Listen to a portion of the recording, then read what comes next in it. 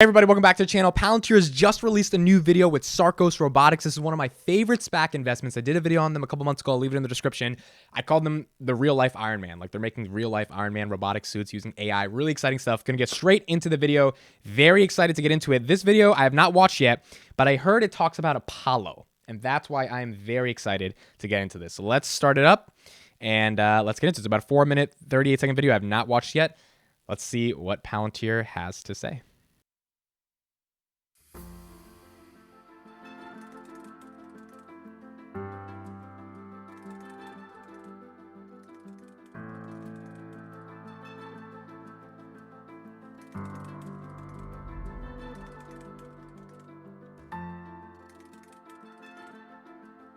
My name is Kiva Allgood, and I am the president and CEO of Sarcos.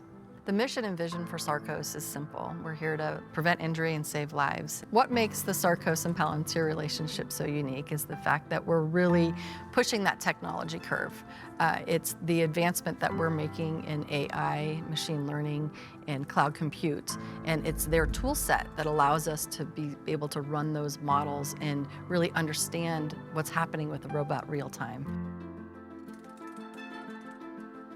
Sarcos has two different platforms. We have what's called XT, upper extremity robotic platform that's very anthropomorphic in terms of motion and dexterity to similar to human.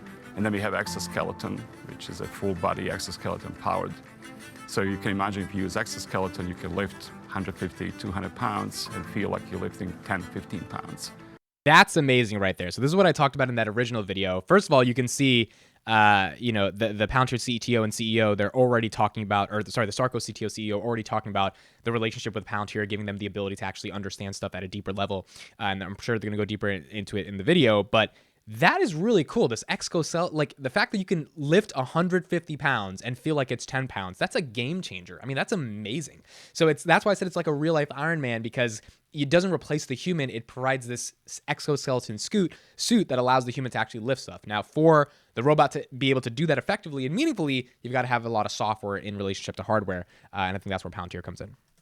The Guardian XT is the upper extremity robot with 2 arms and torso.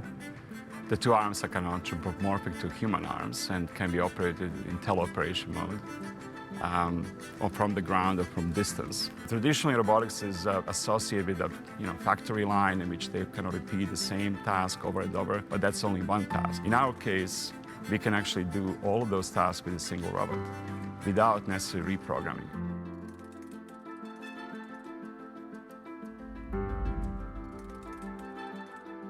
Right now, the core focus is helping Sarcos on their road to commercialization. Using Apollo, Sarcos can manage their fleet of robots at scale to be able to deploy software and updates across their fleet within moments. Right there. Using Apollo, Sarcos can manage their fleet of robots at scale to be able to deploy software and updates across the fleet within moments. The Apollo software demo day is going to be coming out April 27th, and we're going to really get a much better, deeper understanding of what Apollo is able to do. But at a top level, it's kind of like this abstract layer that allows companies to be able to issue updates and software services to their existing products at scale immediately. That's how it originally was described to me in the most simplest of terms. It's very hard to do that, to just update all of your software, all of your stuff at once. I mean, you need a lot of infrastructure enabled to do that. You need a lot of foundational elements connected to the infrastructure in order to just press a button and then all of your, for example, autonomous cars just get an over-the-air update, like the stuff that Tesla does. Like, the reason Tesla is because not many people can just update their car over the air. I mean, that is complex software, being able to do that. And Apollo is building that infrastructure for every company that has massive, massive amounts of software updates that they need to issue to their fleet of whatever hardware or software devices they're using at scale simultaneously. So I'm really excited to learn more about Apollo, because even CodeStrap has been saying that's like the sleeper that a lot of people don't understand about Palantir, and that could be a game changer.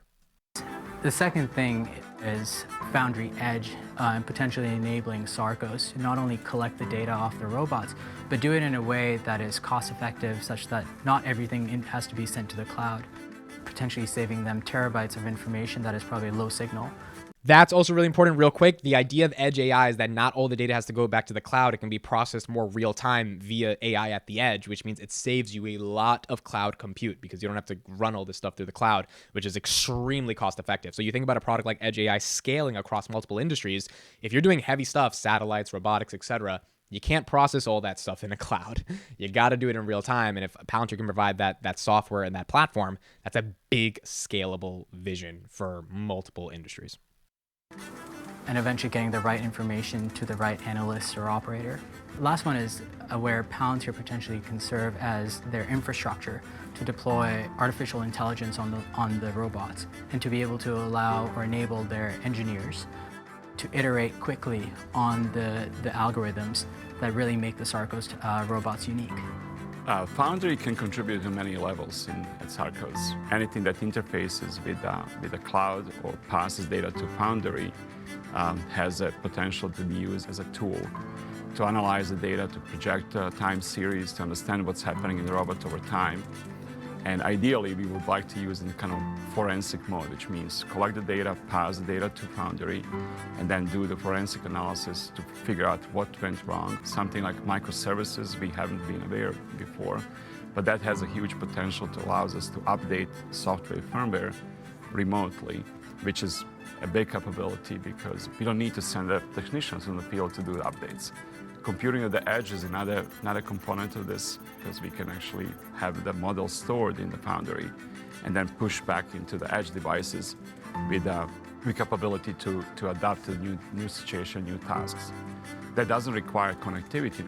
Core capabilities from Foundry like branching, versioning, provenance are essentially helping accelerate the product roadmap development and helping their engineers to iterate on the algorithms that are eventually going to be deployed on the robots in the field. We want to help support Sarcos to launch their robot as a service across various industries and to as many customers as possible. Not only from the product development side, helping their product teams to deliver against their product roadmap faster, but also for the business and the business development side. We'll be able to take their compute capability and our robotic capability and really deliver a unique solution every single time we come to a different place. Whether it's a satellite, or whether it's a submarine, or whether it's a robot. We want to help companies like Sarcos on their road to building semi-autonomous or autonomous technology because that's the future of Industry 4.0. That's pretty amazing. So this idea that they want to help Sarcos create robotics as a service.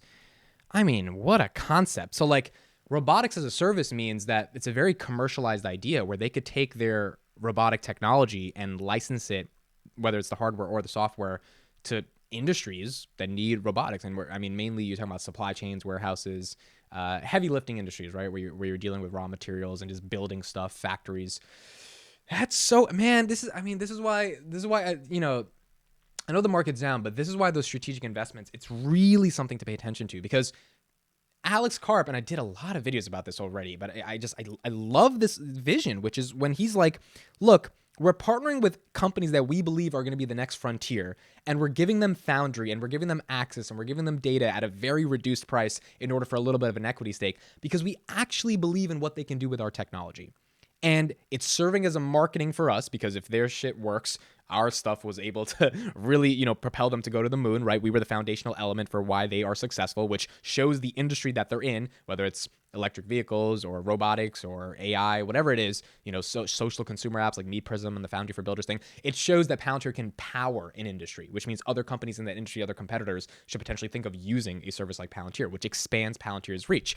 These companies are essentially marketing. But then on top of that, you're looking at what these companies are doing. Sarcos is doing something very unique. Robotics as a service is not something I've heard of before. Exoskeleton stuff, it's stuff that other companies may be doing it, but it's difficult to be able to do this stuff. And when you have Edge AI, Foundry, and Apollo, the core elements of what Palantir offers to be integrated and permeated throughout the very structure of a company like Sarcos. It's just like the partnership not only makes sense, but it is heavily integrated. Like everything that I saw in that video shows me that Apollo is trying to build on top of Palantir and on top of Foundry.